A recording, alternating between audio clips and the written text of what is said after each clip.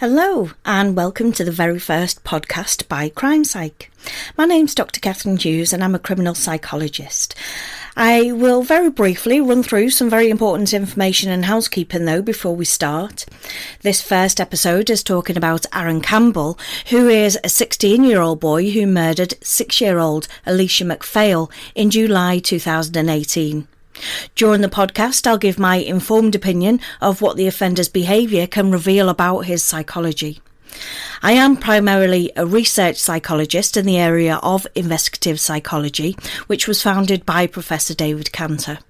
I draw on the knowledge taught to me by Professor Cantor, which includes drawing from subjects such as psychology, criminology and sociology to form my opinions. If you would like to support me on Patreon, you'll get exclusive access to content and live events as well as discounts on products. In the video versions of the psychological analysis that I do try to focus more on the psychology of behaviour and less on the details of the crime. Whereas in this podcast, I'm going to include all of the details of the crime, as this can sometimes give us a richer understanding of the offender's psychology. For the more sensitive listener then, I must warn you that this episode contains themes surrounding drug use, rape and child sexual abuse. First of all, I'm going to give you a brief overview of the case and the offender. Then, where the information is available, I'll talk about the upbringing and childhood of the offender, because I've usually found this can offer some valuable insights. Then I'll discuss the behaviours during the crime that reveal psychological aspects of the offender, as well as discussing any psychiatric or mental illnesses that they might have had. If you do want to learn more about the psychology of crime and criminal behaviour, there are a range of courses available on my website to do online. There's a link in the podcast description box. Some are free, some are paid, but they all have a money-back guarantee. So then, on the 2nd of July 2018, Aaron Campbell beat and raped 6-year-old Alicia McPhail. One of Aaron Campbell's friends gave evidence saying that Aaron Campbell was drunk and in tears on the night that he killed her following an argument with his mum. He was so worried about his friend that he tried to persuade him to come back to his house and spend the night. Campbell reassured that friend though that he planned to just get stoned and go to bed. Aaron Campbell used to buy cannabis from Robert McPhail, who is Alicia's father. Alicia was staying with her father and her grandparents for the summer. Campbell had made calls to Robert McPhail and to his girlfriend Tony McClellan earlier that day to try to buy cannabis from them. They weren't much older than Aaron Campbell. After Campbell had left his friend, he went around to Robert McPhail's house with a knife intending to just get some cannabis. Aaron was drunk and he was extremely upset following the arguments that he'd had with his mum. He found that when he got there, the door was already open and the first room he came across was Alicia's room. It was an opportunistic crime. He initially intended to just steal some cannabis, but then came across Alicia McPhail's room. He went into her room though with the intention of killing her. Aaron Campbell lifted the little girl out of her bed and left the house without anybody noticing that he'd even been there. After his trial, he told a psychologist that after he saw her in the bed, all he could think about was killing her. It was almost as though he was consumed by some kind of obsession. He carried her away from the home and she did wake up and asked him who he was and where they were going. He reassured her that he was a friend of her dad's and he was taking her home. He even put his coat around her because she said that she was cold. Campbell took 6-year-old Alicia to a secluded location and then raped and beat her. It was a particularly violent attack and she had 117 injuries to her little body. That indicates a frenzied, almost excited type of attack, which he would have gained great pleasure from doing. He enjoyed hurting her. The coroner said that her death was ultimately caused by pressure to her face and neck. After the attack, Aaron threw his clothes into the sea and went home for a shower. He later returned though because he'd left his mobile phone there. It was the CCTV evidence that was given to the police by Campbell's mum that led to his conviction. But his mum believed that she was proving her son couldn't have been involved in the rape and in the murder. He initially denied any involvement, and he even tried to blame Robert MacPhail's girlfriend, saying that they were having an affair and that she'd planted the evidence. Throughout his trial, Campbell was confident, almost to the point of being arrogant. In fact, after the trial, he told a psychologist that he'd been satisfied by the way the murder had happened. He also said that it took a lot of effort for him not to laugh at some points, and that he was surprised that it had taken the police so long to arrest him. Aaron Campbell was sentenced to life imprisonment with a minimum term of 24 years. Since his conviction, he's not received any visitors from friends or family. This was a crime that shook the community. The Isle of Bute has a very small population of around 4,000 people. Nobody expected a horrific crime such as this to take place in such a beautiful and idyllic setting. Aaron Campbell was born in Shrewsbury in 2002. He moved to the Isle of Bute with his parents and his sister when he was around 5 years old. His father worked away because he was a supervisor in the oil industry. He did argue a lot with his mum, normally though after she'd been drinking. There's some suggestion of emotional and physical abuse at home. And this all suggests that there was a lack of boundaries and respect between him and his mum. His father mostly worked away, so he had little discipline over him. Any discipline he did receive was abusive or ineffective. However, neighbours and those that knew the family spoke really quite kindly about them. They said that they were just a nice, normal family. His mum complained of a typical teenage boy who was messy with his clothes and always breaking his phone.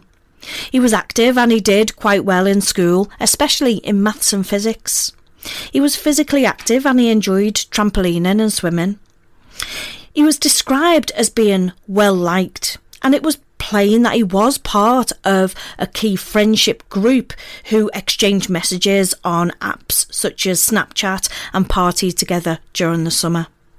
He was described as having a dark sense of humour, but then again, so did all his friends. They said that he was always joking around. He had a YouTube channel of him doing parkour and gaming. He enjoyed the attention of others. He liked having that spotlight on him. He did have a history of self-harm and anxiety and depression, and he'd previously been tested for attention deficit and hyperactivity disorder.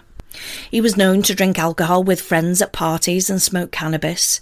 His mum did know about that, but she felt powerless to do anything about it, and she just hoped that he'd grow out of it.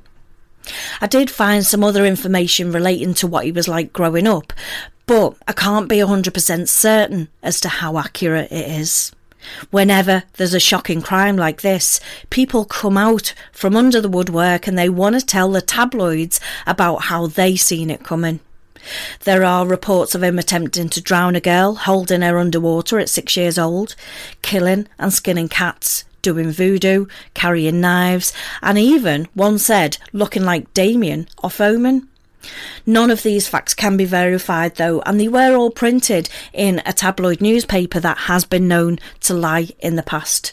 Whatever sells papers for them, right? Even before his crime, there was evidence that he did have macabre tendencies. During a group chat, he'd said to friends that he might kill one day for the lifetime experience of it. He did later say in court that that was taken out of context and that he'd followed on with that by saying it would be more like a short lifetime experience because it would ruin your life if you killed someone. It'd be a stupid thing to do. Just think about that statement for a minute. It would be a stupid thing to do because it'd ruin your life. Not that it was morally wrong. Not that it would take the life of another person too soon. Not that it would cause pain, anguish and anxiety to others. But it'd ruin your life. That's a very selfish and self-centred way to say it and frame it. In doing what he did, he's seeking the fame and notoriety from the crime. He's wanting the validation from his friends, but they believed that he was only joking when he said that. All of his past behaviours do suggest that he didn't like himself very much.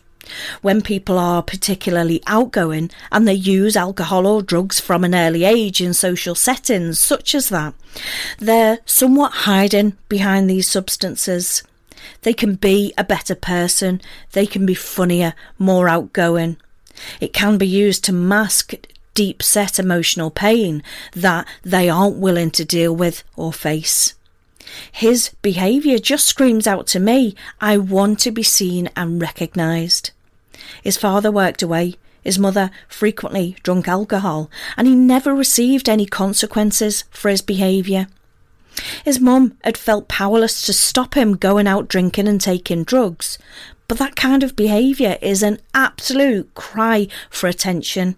It's a red flag that something negative is going on inside their mind that they want to block out. He had even been referred to the youth justice team and had engaged with them because of low-level offending behaviour with his peers. Social workers had worked closely with his school, but none of the concerns were ever made public. He was said to have engaged with them and worked well with those involved, and they didn't see him as much of a risk to the general public. Campbell hadn't gone to the house that night with the intention of killing. He'd gone to steal cannabis. He told a psychologist that after he saw Alicia, all he could think about was killing her. It was almost as though he was consumed by an obsession. He wanted to express his anger and let it out, and when he saw this, he saw the opportunity to do that with Alicia. This was something that he had previously spent time thinking about, and now he was faced with an opportunity that he could act out. So in one sense, he was acting on impulse, and this was a crime of opportunity. In another sense, this was something that he'd thought about doing in the past, and he was simply presented with an opportunity to act on those impulses. He carried her away from her home, and as I said in the opening statements, she woke up and she asked him where they were going, but he'd reassured her that he was a friend of her dad's and he was taking her home, and even wrapped his coat around her because she was cold. That in itself is quite a cold and manipulating thing to do. He'd put the young girl at ease and reassured her so that she wouldn't raise the alarm to the houses that they were passing. At that point, he was determined that he wanted to get away with it. He wanted to express his anger and his rage, and he focused on being able to do that with Alicia and reassuring her so that she didn't cry and raise the alarm. Aaron was quite a strong young man. He did work out at the gym and he could bench press 50 kilos. Alicia only weighed 20 kilos, so it wouldn't have taken a huge amount of effort for him to overpower her. He took her to a secluded location and he raped and he beat her. It was a particularly violent attack, and as I've already said, she had 117 injuries to her body. That does indicate a frenzied and excited type of attack which he would have gained pleasure from doing. He enjoyed hurting her. Once he started to release his anger and rage, it was impossible for him to stop until that was all gone, all out, and he chose to stop. The coroner had said that her death was caused by pressure to her face and neck. Alicia must have been crying or screaming when he raped her, and it would have taken quite a bit of physical effort to keep her there. He saw the life leaving that poor little girl's body as she finally gave up her fight for life. Aaron Campbell does come across as somebody who craves attention. He needs and wants to be in the spotlight and be the centre of attention. He had quite a few friends and was popular at school, and he would say shocking things to his friends to get a reaction out of them. This was so extreme that he even took a picture of himself on the afternoon following the murder and sent it to his friends saying, "Found the guy that did it." There is evidence that he'd fantasised about committing crimes such as this. He'd Googled on his phone how do police find DNA. At that point, he might not have had any kind of a solid plan in place to kill anyone. However, once he was presented with that opportunity, he impulsively acted it out. During the crime, he's not likely to have thought beyond the immediate time frame. He will have just been living and acting in that moment. In fact, in his statement, he said that once he saw the girl, all he thought about was killing her. Aaron Campbell is a cold, callous individual.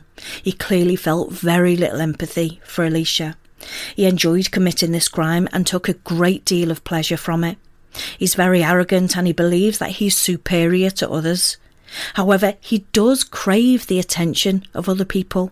He needs to be in the spotlight and receive attention and validation from his friends. These kinds of traits are similar to how a sociopath would act. There was some discussion and suggestion that his interest in a video game called Slender Man had fueled his obsession with abducting and killing. However, a renowned cyber psychologist said that there's no evidence to suggest that games such as these influence violent behaviour. In fact, she said that games such as these can reduce the need to act violently because they provide an outlet for frustration and aggression. His father worked away a lot and he constantly argued with his mum, and there is a possibility of some emotional or physical abuse at home. He probably resented his mother and he had a lack of discipline. If we don't learn appropriate ways to express negative feelings and emotions, these build up until there's a breaking point. He did have a YouTube channel of him doing parkour and gaming, and he enjoyed the attention of others and he liked having that spotlight on him. And this just shows the behaviours that draw the focus towards him, with the behaviour shouting, "Look at me." He did this in the group chat when he said that he might kill one day for the lifetime experience of it. He did it the day after the murder by taking a picture of himself and sending it to his friends saying, "Found the guy that did it." He did have a history of self-harm, anxiety and depression. And this shows that he just doesn't like himself very much. If nobody shows you that you're loved, valued and wanted, we begin to think that these things must be true and there must be something wrong with us. This is when we start to develop coping mechanisms such as loud, obnoxious behaviour, drinking or taking drugs.